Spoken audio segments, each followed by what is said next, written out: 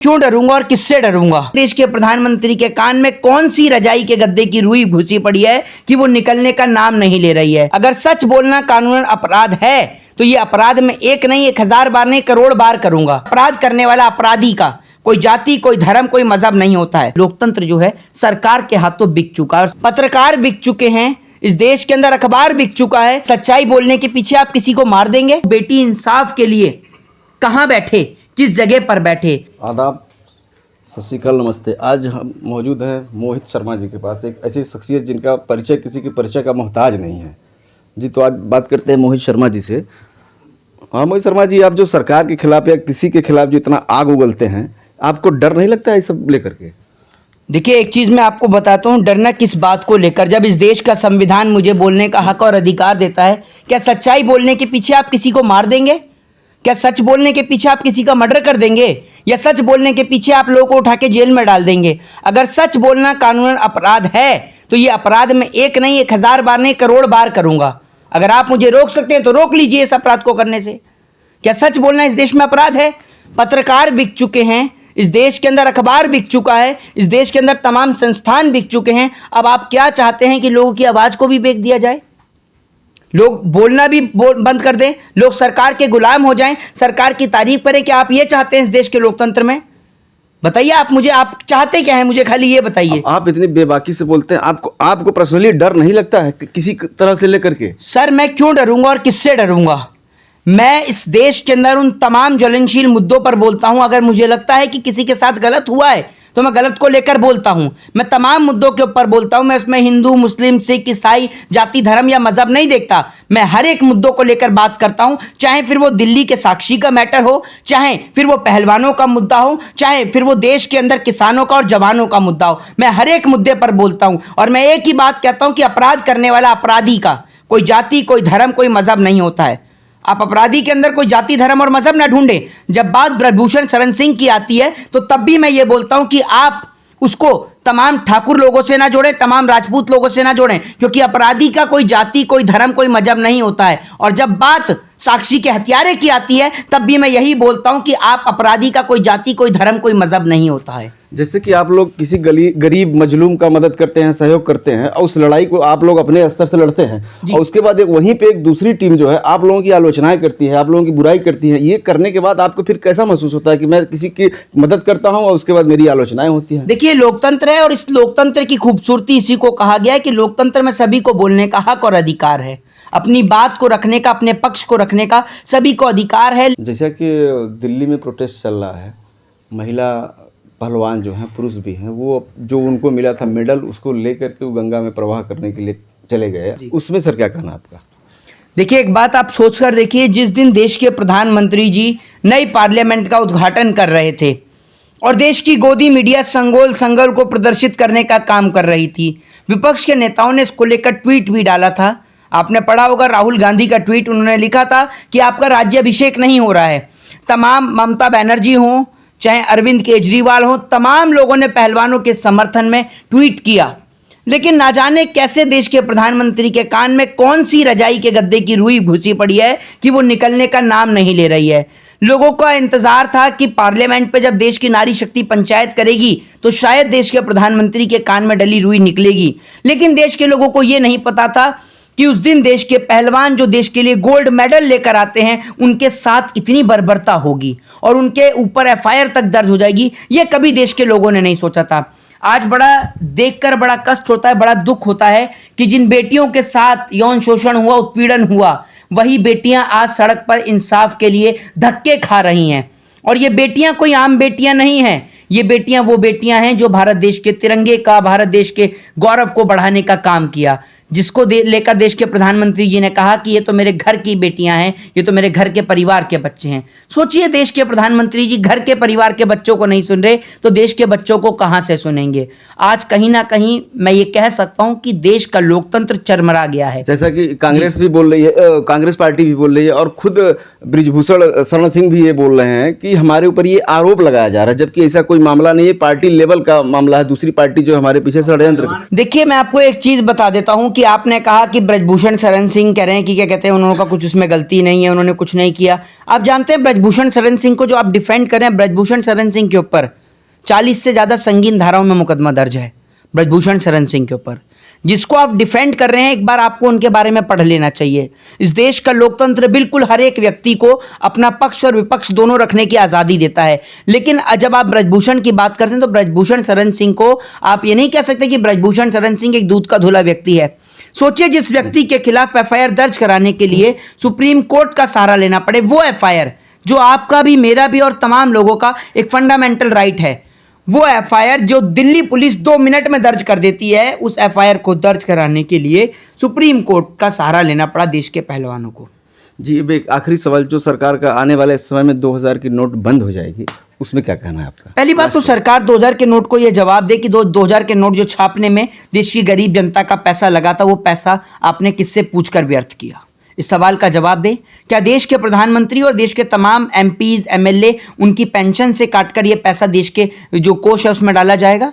क्या देश की इकोनॉमी के अंदर उसको कंट्रीब्यूट किया जाएगा? मैं कहता हूं कि बीजेपी के जितने भी नेता हैं, सबकी सैलरी को बंद कर देना चाहिए, प्रधानमंत्री सहित देश के तमाम एमएलए, एमपीज बीजेपी के जितने भी हैं, क्योंकि ये फैसला बीजेपी के ही नेताओं के द्वारा है था कि 2000 के नोट को जो इन्होंने लागू किया था, नोटबंदी इन्होंने करी थी। तो जो एक अनसक्सेस और इसको कहते हैं कि एक अनएजुकेट आपने जो कार्य किया, अशिक्षित जो कार्य इस देश के लिए किया, उसका भुगतान आज पूरे देश की इकोनॉमी चुका रही है, जिसका भुगतान आज पूरे देश का व्यापार चुका रहा है। दूसरी बात यह कि एक बात और मैं आपको बता देता हूं कि जब कल पहलवानों ने इस बात को लेकर कहा कि हम अपने मेडल्स को बहाने के बाद हम इंडिया गेट पर आमरण अनशन करेंगे, उसी के बाद से इंडिया गेट को पूरा छावनी में तब्दील कर दिया गया है। इंडिया गेट पर इतनी भारी तैनात में पुलिस बल तैनात कर दिया गया है कि वहां पर इंडिया गेट पर देश के पहलवान ना आकर पता नहीं क्या आतंकवादी और टेररिस्ट आ रहे हैं। एक बात आप मुझे बताइए, जंतर मंतर पर बैठने की परमिशन नहीं मिल रही है, इंडिया गेट पर बैठने नहीं दिया जाता, पार्लियामेंट पर जाने नहीं दिया जाता। मुझे आप जगह बताइए कि देश के पहलवान कहाँ और किस जगह अपनी इंसाफ की और न्याय के लिए प्रोटेस्ट करने के लिए बैठे, ये बताइए। हमारे साथ टाइम देने के लिए बहुत बहुत नहीं, मैं आपसे जानना चाहता हूं कि उन तमाम लोगों से भी जानना चाहूंगा कि आप इस सवाल का भले ही जवाब नहीं दे पाए, लेकिन मैं उन लोगों से जानना चाहता हूं कि जो लोग पहलवानों को लेकर तमाम तरीके के कमेंट्स कर रहे हैं, तमाम तरीके के ट्वीट्स कर रहे हैं। सर, मेरी भावनाएं, मेरी सिंपैथी उस हर एक व्यक्ति के साथ है जिसके साथ गलत हुआ है, चाहे वो दिल्ली की बेटी साक्षी हो, चाहे फिर वो हरियाणा की बेटी साक्षी मलिक हो, चाहे फिर वो विनेश फोगाट हो। एक minute sir, let me complete. चाहे वो विनेश फोगाट हो, चाहे बजरंग पुनिया हो, मेरी सिंपैथी उन तमाम लोगों के साथ है जिनके साथ इस देश में गलत होता है। लेकिन मैं पूछना ये चाहता हूं कि वो बेटी इंसाफ के लिए कहाँ बैठे, किस जगह पर बैठे? जब ये देश आज़ाद हुआ तो आज़ादी के बाद एक जगह को निश्चित किया गया कि आप कहीं पर भी प्रोटेस्ट कर सकते हैं, ये आपका एक फंडामेंटल राइट है, आप किसी का भी विरोध प्रदर्शन कर सकते हैं। फिर विरोध प्रदर्शन के लिए एक जगह को निश्चित कर दिया गया जिसको नाम जंतर मंतर या रामलीला मैदान का दे दिया गया। उसके बाद उसकी परमिशन लेने का कॉन्सेप्ट डाल दिया गया। आप कैसे कहते हैं कि हम डेमोक्रेसी में रह रहे हैं? डेमोक्रेसी में जिसमें बोलने का हक और अधिकार ना हो, जिसमें लोगों से उनका बोलने का अस्तित्व छीन लिया जाए और बोलने पर जेल में बंद कर दिया जाए, अपनी कलम की ताकत को दबाने का प्रयास किया जाए, क्या उस देश को आप कहते हैं कि एक वो लोकतांत्रिक देश है? मैं आज कहता हूं कि ये लोकतंत्र जो है सरकार के हाथों बिक चुका है और सरकार की मुखालफत करना हर एक व्यक्ति को भारी पड़ता है। जो सरकार की मुखालफत करता है उसको जेल जाना पड़ता है या फिर उसको सरकार के आगे सरेंडर, नतमस्तक होना पड़ता है। मोहित जी, किसान आंदोलन हुआ था तो किसानों ने जो है देश के किसान कृषि मंत्री का विरोध नहीं बल्कि पूरे सरकार का विरोध किया था और उन्होंने बिल वापस करके माना। लेकिन आज जो पहलवान धरने स्थल पर बैठे हैं उन्होंने कहा मेरा भारतीय जनता पार्टी से विरोध नहीं है, जबकि पूरा देश खुली आंखों से देख रहा है कि भारतीय जनता पार्टी ब्रजभूषण शरण सिंह को बचा रही है। तो ये किसानों का डबल स्टैंड क्यों है आंदोलन में कि मेरा बीजेपी से कोई विरोध? एक बात मैं आपको सीधे तौर पर स्पष्ट कर देता हूं, बीजेपी के अंदर भी इंसान है। मैं किसी पार्टी को डिफेंड नहीं कर रहा हूं, मैं आपको बता देता हूं। और बीजेपी के नेताओं के बहुत सारे नेता ऐसे हैं, भले ही जो शीर्ष नेतृत्व पर बैठे हों उनके घर परिवार में माँ, बेटी और बहन ना हो, लेकिन जो तमाम जो लोग हैं उनके घर में जो बीजेपी के सपोर्टर हैं, उनके घर में बेटी भी है, बहन भी है और माँ भी है। और आपने और मैंने दोनों ने एक माँ की कोख से ही जन्म लिया है। तो उन्होंने कहा कि उनकी लड़ाई ब्रजभूषण शरण सिंह से, बिल्कुल उनकी लड़ाई ब्रजभूषण शरण सिंह से, क्योंकि ब्रजभूषण शरण सिंह ने उनकी बेटियों के साथ गलत किया जैसा उनका आरोप है। ठीक है ना। तो उनकी लड़ाई ब्रजभूषण शरण सिंह से है, तो वो यही कहेंगे। क्या पता बीजेपी के अगर तमाम लोग उनको समर्थन करने के लिए आएंगे तो वो किसी को भगाएंगे थोड़ी, और क्यों भगाएंगे। ये लड़ाई बेटियों को इंसाफ दिलाने की है, बेटियों को न्याय दिलाने की है, और बेटियों को न्याय दिलाने के लिए जो भी नेता उतर कर आता है, चाहे वो किसी भी राजनीतिक दल से संबंध रखता हो, अगर उसका संबंध बीजेपी से भी है तो मैं उसको अप्रिशिएट करूंगा कि बेटियों की इज्जत और आबरू बचाने के लिए अगर कोई नेता सड़क पर उतरता है तो मैं ये मानूंगा कि उसका जमीर जिंदा है, और वो ये मानता है कि अगर आज मेरे देश की बेटियों की बात आई है तो कल मेरे घर की बेटियों पर भी आ सकती है। तो इसीलिए जी, जो फैक्ट्री ब्रजभूषण शरण सिंह को बचा रही है, उस फैक्ट्री का विरोध होना चाहिए नहीं। देखिए, जो फैक्ट्री बचा रही है, मैं आपको बता दूं, फैक्ट्री कोई नहीं बचा रही है, फैक्ट्री में सिर्फ शीर्ष नेता ही बचा रहे हैं। क्या आपने किसी एक आम आदमी का बयान आपने सुना है जो बीजेपी का समर्थन और सहयोगी हो? मैं इतनी सोशल मीडिया पे पोस्ट डालता हूं, अपने इंस्टाग्राम पे तमाम हैंडल्स पे मैं पोस्ट डालता हूं, जो लोग लगातार मुझे गाली लिखते थे, लेकिन पहलवान बेटियों के समर्थन में उन लोगों ने गाली नहीं लिखी। क्यों नहीं लिखी? क्योंकि उनका भी एक बार को दिल पसीजा कि यार ये क्या हो रहा है, ये बेटियों के साथ किस तरीके का दुर्व्यवहार हो रहा है। जब उनको घसीट के वैन के अंदर ले जाया गया, पूरे देश ने देखा सर, आपने भी देखा, मैंने भी देखा, और तमाम देश की जनता ने देखा। हम आंखें बंद नहीं कर सकते, हम सच्चाई से मुंह नहीं फेर सकते।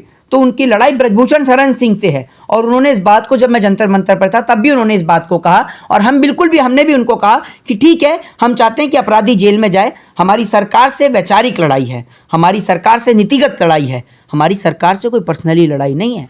नरेंद्र मोदी मेरे घर की कोई भैंस नहीं खोल के ले गए। हमारी लड़ाई उन तमाम लोगों से है जो हिंदू मुसलमान के बीच नफरत पैदा करते हैं। हमारी लड़ाई उन तमाम लोगों से है जो देश के संविधान को ना मानकर देश के अंदर हिंदू राष्ट्र जैसी उटपटांग बातें उठाते हैं। हमारी लड़ाई उन तमाम लोगों से है जो लोकतंत्र को ख़त्म करना चाहते हैं, जो इस देश के अंदर संविधान की धज्जियाँ उड़ाते हैं। हमारी लड़ाई उन तमाम लोगों से है जो देश की बहन बेटियों की इज्जत और आबरू लूटने का काम करते हैं, चाहे वो फिर एक हिंदू हो, चाहे मुस्लिम हो, चाहे सिख हो, चाहे ईसाई हो। उससे मुझे कोई फर्क नहीं पड़ता। जो गलत करेगा मैं उसके खिलाफ आवाज उठाऊंगा। जय हिंद, जय भारत, वंदे मातरम। ब्रजभूषण शरण सिंह जो कमल की फूल वाली कुर्सी पे बैठे हुए हैं, अगर ब्रजभूषण शरण सिंह उस पे से नहीं उठ रहे हैं तो क्यों ना हम कमल की फूल वाली कुर्सी खींच लें। देखिए, मैं आपको एक चीज बताऊं, आपने कहा कि क्यों ना हम कमल के फूल वाली कुर्सी खींच लें। लोकतंत्र के अंदर सबसे गिरे हुए और बिकाऊ तो आप ही हैं। आप कहते हैं कि हम खींच लेंगे। आपने देश के प्रधानमंत्री से सवाल पूछने की आपकी हिम्मत और हैसियत है? मैं आपसे ही सवाल पूछ रहा हूं। नहीं, मैं आपसे कहता हूं, दूसरी बात ये, के खिलाफ पूछ रहा हूं। नहीं, मैं आपसे ये पूछ रहा हूं। नहीं, एक मिनट, मैं आपसे एक चीज पूछता हूं। आप कहते हैं कि हम कुर्सी की सरकार खींच लें। कैसे खींचेंगे आप आज भी आपस में लड़ते हैं। कल अभी राम मंदिर का उद्घाटन कुछ दिनों बाद होने वाला है, देख लेंगे आप कितना खींचेंगे। लोग पागल हैं मंदिर के पीछे।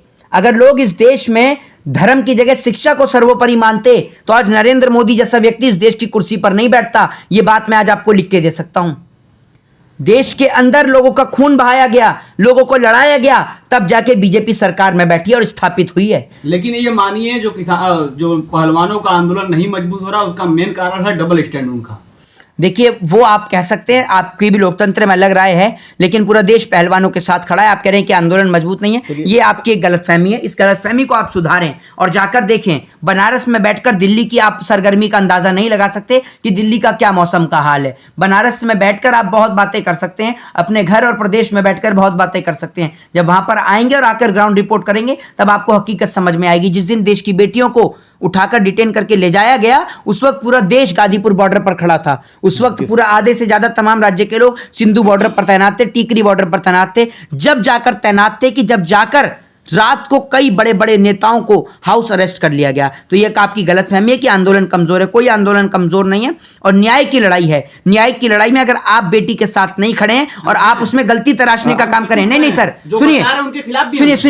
सुनिए मेरी बात। अगर आप बेटियों की इस लड़ाई में आप ये तराशते हैं कि कौन सही है कौन गलत है, वो किससे लड़ाई कर रहे हैं और किस सरकार से लड़ाई कर रहे हैं, वो डज नॉट अ मैटर।